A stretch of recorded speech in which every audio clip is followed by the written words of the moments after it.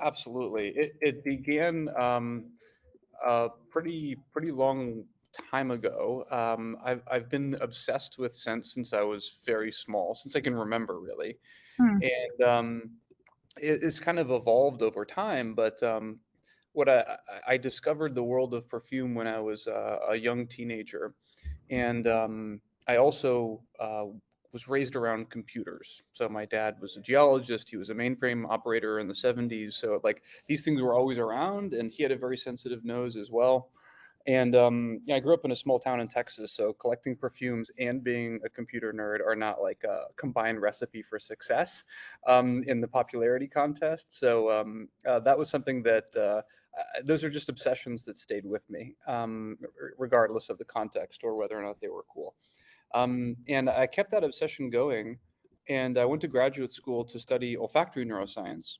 And I did that at Harvard Medical School, and I was trained by a fellow named Bob Data. And he's trained under Richard Axel, who won the Nobel Prize for the discovery of the olfactory receptors. And my co-mentor, my second mentor, was a fellow named Ryan Adams, who trained under Jeff Hinton, who invented deep learning. And my career since my training has been about fusing those two worlds, biology, machine learning, specifically now at the intersection that is olfactory neuroscience and machine learning or digital olfaction. And I took a detour after graduate school, founded and sold two AI companies, one to Twitter and one to a biotech called Numora. And I joined Google Brain about 6 years ago and led a couple teams, but then founded the Digital Olfaction Group. They had a very large presence in sound understanding and vision understanding, but no scent understanding, even though that's the largest untapped source of information on the planet, all the molecules that are flying through the air, the smells that we can experience. We don't have that digitized, we don't have that searchable. And it seemed like this is something that we should fix. And so I started the team, I got together an amazing group of researchers, and we worked on this problem for 5 years. And we did end up coming up with a breakthrough, which was the ability to predict what a molecule smells like more accurately than a person can describe it. Even when they have the physical molecule and the machine just has a digital representation of the molecule, so there's no sensors. And we use that to design new scent molecules that had never been smelled before. And we were able to predict what those molecules smelled like better than people who have access to the physical molecule. And that's work that we shared with the world. It's under peer review at a scientific journal.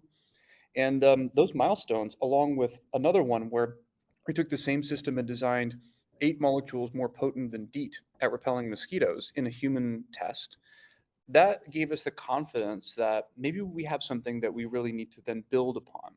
And the vision for me has always been, the North Star has always been, give computers a sense of smell. And the reason why we need to do this as a society and as a species is the things that dogs can do with their nose can detect disease early. They can detect cancer early. They can, if for diabetics, they can detect their blood sugar levels. All kinds of evidence has been mounting that there's a lot of signal in the air that comes from the inside to the outside of us. And we don't have access to that information in an automated way. So we need to fix this. What we also realized is the molecules that we had designed were potentially commercially useful. So we started working with a master perfumer named Christophe Lodemiel, who's now an advisor for the company. And he's one of really just 600 people in the world that can call themselves a perfumer. And he told us that the molecules that we've built were actually good, and that the whole set of molecules, he could actually do his job as a perfumer with all of those, and that there's a subset of those molecules that were potent enough and interesting enough potentially to sell it at an interesting scale or to further develop at least. And so we took that with a grain of salt and then continued to look into it. And what we found is that indeed many companies that trade in flavors and fragrances were interested in these molecules. And so at that point, the question was, what do we do with this idea? And we knew we needed to go bigger than where we were going before. And so in working with the leadership at Alphabet and at Google Research, we looked for a way to scale this. And we found that the best way to scale this was as a new venture, as a spin out. And Mm. so that was in March of last year where we realized that really acutely. And we worked with Lux and with GV as our co-leads to co-found this spin out and to bring it out into the world. And then we brought on an incredible other list of investors, including Two Sigma Ventures, to really bring this to reality. Assembled a fantastic founding team, and then here we are. Very exciting, and it's fascinating to hear some of these very viable research milestones that you've reached in meeting this historic challenge of giving computers a sense of smell. I would love to go a little bit deeper into the model that you've built. It's my understanding that you're applying AI to create sort of new taxonomy of sense in relation to each other. Can you expand upon that? And Yeah, certainly. So the inventions in the world of machine learning and drug discovery over the last 10 years have been really inspiring to me. That that world of taking cutting edge models and trying to apply them to the world of developing small molecules, meaning they've got, 30 atoms or less, in our case, sometimes much smaller, and using machine learning to predict what those molecules will do or what properties they'll have before even making them. That's been a revolution in pharma. And the realization that we've had is maybe we should take those cutting edge methods, extend them, make them better, specialize them, and apply that to the world of scent. And in so doing, what we've been able to do is train neural networks that take in a molecule structure and then predict what the molecule smells like. And you might wonder what that prediction looks like. It turns out that there is a vocabulary for describing smells. And this vocabulary, it differs from school to school, from company to company, but there's a lot of commonalities. This vocabulary is drilled into the heads of practicing perfumers and of fragrance professionals. And so when a perfumer says fresh cut grass, they mean something very precise. And they're actually making reference to a term that has a reference molecule associated with it. So if it's some new molecule that's never been smelled before is described as fresh cut grass, what that means is it probably smells similar to cis-3-hexanol, which is this molecule that's, the classic fresh cut grass molecule. There's over 100 of these odor terms: cinnamon, sweet, spicy, cedarwood, sandalwood, aldehydic. The list goes on. We chose a subset, a focused subset of that lexicon that's just got about 50 words in it. And with those 50 words, we can train people to smell a molecule and reliably rate what that molecule smells like according to those 50 descriptors. And so what we do is we map in a computer a molecule structure, which is already pre-digitized for us, into this lexicon, and we predict what the molecule smells like. And then in the neural network, in order to solve that task, it learned a map of odor. It's learned a way of organizing all these different molecules such that molecules that smell similar are nearby in the map. Molecules that smell dissimilar are far away in the map. That's really the critical discovery that we're building on top of at Osmo, is the map of odor. And it's a really critical discovery because every other sense has a map. RGB is a map of color. It's 3 numbers that tell you what any color is and how to mix them even. And without RGB, you can't make a camera. And for sound, we have low to high frequency. And with it, you can describe any sound or even store and transmit any song. And without that map, you can't build a microphone. And so we view that what we've done as the first step, we're not saying we've solved the problem, but we've definitely taken the first step to building this map of odor. And we believe that with it, we can build things that aren't able to capture the world of light like a photograph, but can capture the world of scent, which we'll call an osmograph. So we think that this map of odor is that first step. And what's nice about where we are is that map of odor can be used to do things that are useful and valuable today, which is designing new fragrance ingredients. And it's a world that we've begun to steep ourselves in. We have a great deal of respect for the craft and for the know-how and the history of the space, and we know that we're new entrants into a very old, over century old field. But we think that we have something new and special to add, and that we can bring new scents to the world, things that do exist out in the world in nature, but don't exist in our products. Beautiful, beautiful smells that just either we haven't found the molecules for, or haven't been able to produce them affordably or safely, whatever the cause may be. We think we can bring new, exciting scents to more people. And in pursuing the fragrance industry as your first beachhead market, what has the response from this centuries old industry been to your map of odor and your osmographs? Great, great. Yeah, the response has been one I think of high interest and curiosity. And the details have differed between the different partners that we've discussed with, but overall, we are a very strange bird, a very new bird in this world, a company that is entirely built around artificial intelligence from the very start, um, is uncommon really in many industries, but particularly in industries that have longer histories.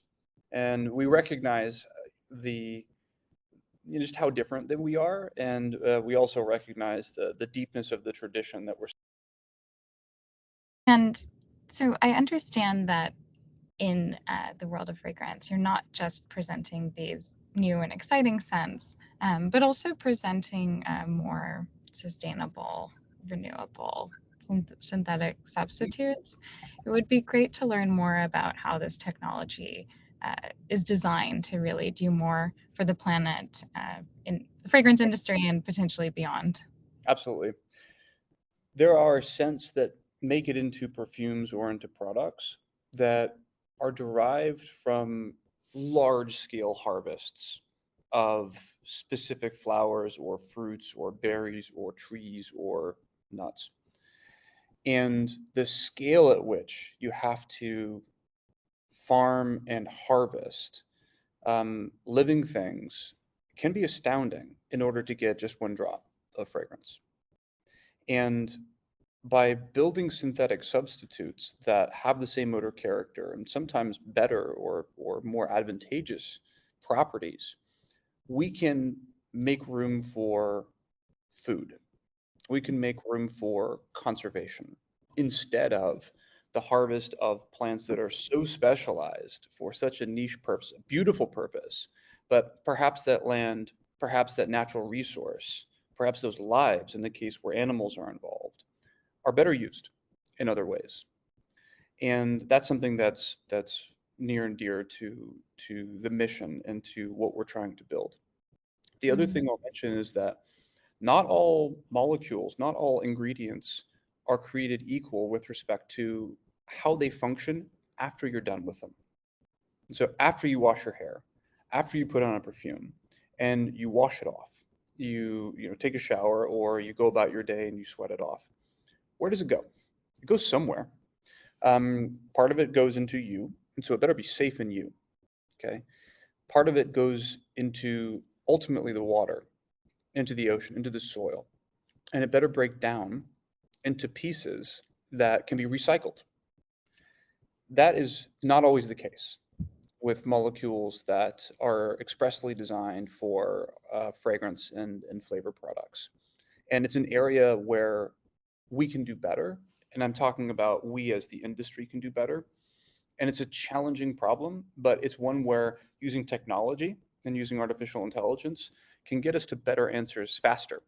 And we can enjoy the flavors and fragrances that create milestone memories in our lives. We can enjoy that with less skill. Mm, excellent. Um, and at the start of the call, you spoke to some other applications that you're considering for this technology, including mosquito repellent. And it would be fascinating just to learn more about the big picture vision in terms of how this knowledge might be applied across industries over time. Yeah, and I think that there's stages. There's a staircase of scientific invention that we are walking up. Mm. And at each staircase, I think we can do more for more people in the world. So the first step that we're on right now is designing molecules that smell the way that we want them to, and that have other properties that make them desirable, make them good. So we've talked about flavor and fragrance, but we've also designed molecules that can repel mosquitoes. So if we can make a molecule that smells good to a person, maybe we can make a molecule that smells bad to a mosquito. And indeed, we've done that. And that was in partnership with the Gates Foundation. And we're going to continue that work. And we think that there's an immense possibility here because the molecules that we use to repel mosquitoes have a lot of problems, right? The amount of DEET that you have to use in order to stay protected from mosquito bites is massive. I mean, you have to apply 20, 40% concentration of DEET. The military issue of DEET is 100% concentrated. I mean, just as a reference, for a fragrance molecule, you might add 0.005% or something like that in order to get a desired fragrance effect. Why can't we have that for mosquito repellents? Why are we putting so much of this one chemical to use and it's not always working that well? Because mosquitoes are gaining resistance to DEET over time. So we think that there's a real need to develop new repellents. And strangely enough, also to develop attractants. That might sound weird, but if you're pushing a mosquito away from a person, you might want to pull it towards a trap that can either kill it or incapacitate it. And this push-pull strategy is something that we learned from the Gates Foundation as being important for insect control. And so we need to start making molecules today that are able to better control the spread of insect-borne disease. And that's something that we're committed to doing. And we think that not only could this be a great opportunity for the company, but this is a really important area of work for the world. So we're really happy to continue to work with the Gates Foundation on that. So that's the stair that we're on. But where we're going is taking osmographs, being able to, like in the same way we can take a photograph of somebody's face or of a beautiful landscape on our vacation, we should be able to take an osmograph and capture the scent memories that really do define touch points in our lives. We cannot do that right now. That is a very hard problem, but there are a couple thousand people in the world that can do that. It's very laborious, it's very manual, but just like the photograph went from something that was extremely niche, and this is like, you're talking 250 years ago, but it went from something extremely niche to something that millions and then billions of people could do effortlessly. This is happening, this will happen for osmographs. And the kinds of things that we'll capture with osmographs will of course include, food that you're Instagramming anyway, but we also know that we can smell disease. And we know that we can smell danger in the home. We know that we can smell public health risks in our cities. And being able to efficiently, economically, and accurately capture those pieces of the world and being able to do something about it then, that's really important. So we think that the map of odor that we've built and that we're continuing to improve is absolutely a requirement to getting there. So we're starting by building a business around the way that it's valuable today, but we're never losing sight of the North Star that we're working towards. Absolutely fascinating. And I know that the technology milestone is still far out in creating and sharing these osmographs, but do you mind just sharing kind of a very high level overview of how the software and hardware could combine to make that happen? Absolutely. So let's look at how a photograph works. So there's three pieces, three big pieces. One is a lens and a sensor that takes light and turns it from physical, from particles into bits. And then there's a map or a software system that interprets those bits, right? RGB, JPEG, those kinds of things. And it allows you to transmit it digitally. And then there's a printer or a monitor, some output system where you take the bits and you turn them right back to atoms. We're going to have to make each of those for our sense of smell. Where we've started is in the middle, which is in the map, the understanding. And what we're relying on is a century of work on really high quality chemical sensors. So those already exist. We don't have to invent them. They're very powerful, very sensitive, and very difficult to use. So we're again back in the 1800s with photography, where taking a picture was incredibly technical. You had to lug around all these chemicals, have all this material, machinery. It sucked. So that's where we are today with the input side. we've built the map that allows us to interpret and understand and therefore transmit this information. Then you have to have the output. You have to have the sent printer. And there's an area where less progress has been made with respect to sensors, but there's lots of really wonderful companies and research groups that are working on the technology. And our position is not to invent, but to integrate. And so we keep an eye on all of those technologies. We love to partner with those companies and help them understand how to use their technology better. We like to partner with them so that we can understand what's working, what's not, how to improve it. Our area of focus, our comparative advantage, is certainly on the software side right now. Excellent. And I like this analogy you'd shared about this staircase that you're walking up one step at a time. How does your founding team and their mix of expertise really inform your strategies around prioritization and how you've chosen and continue to choose this to bring this moonshot to market? Yeah, it's a great question. So the team that came together to start the company is a pretty eclectic group in terms of their backgrounds, in terms of their skills. So we've got a real strong and diverse mix of talent in the founding team. We've got folks that have built autonomous driver systems for NVIDIA at large scale, have built recommender systems. So if you've ever gotten a song recommended by your Spotify subscription, person who worked on that is now leading software at Osmo. PhDs in machine learning for chemistry. We've got people who have run product organizations at large agricultural technology companies, deep experience in hardware prototyping and manufacturing, several neuroscientists focusing in either molecular neuroscience, cellular neuroscience, or human psychophysics. I mean, it's all over the map because the problem is so multidisciplinary. So it was very intentional. And although it seems like a diversity of skill sets that's all over the place, in fact, it evenly covers what it is that we need. And we're actually still hiring and trying to expand that to include skill sets in small molecule development. So the kind of folks that would make new drugs. We think that skill set's really useful for helping to make new fragrance molecules. And also analytical chemists. So the folks that specialize in operating these very large, bulky chemical sensors. We think that skill set's going to be important for building the first osmographs. What an exciting opportunity for these small molecules developers and analytical chemists potentially out there. What's really your advice for deep tech founders more broadly, who are perhaps earlier in their journey trying to solve ambitious and research and development problems? I know that you're certainly on that path with Osmo and have been there before and earlier in your career as an entrepreneur. What do you know now as a more seasoned founder that you wish you knew when you were just starting out in deep tech? It's a great question. I mean, I really couldn't presume to give definitive advice that should be followed.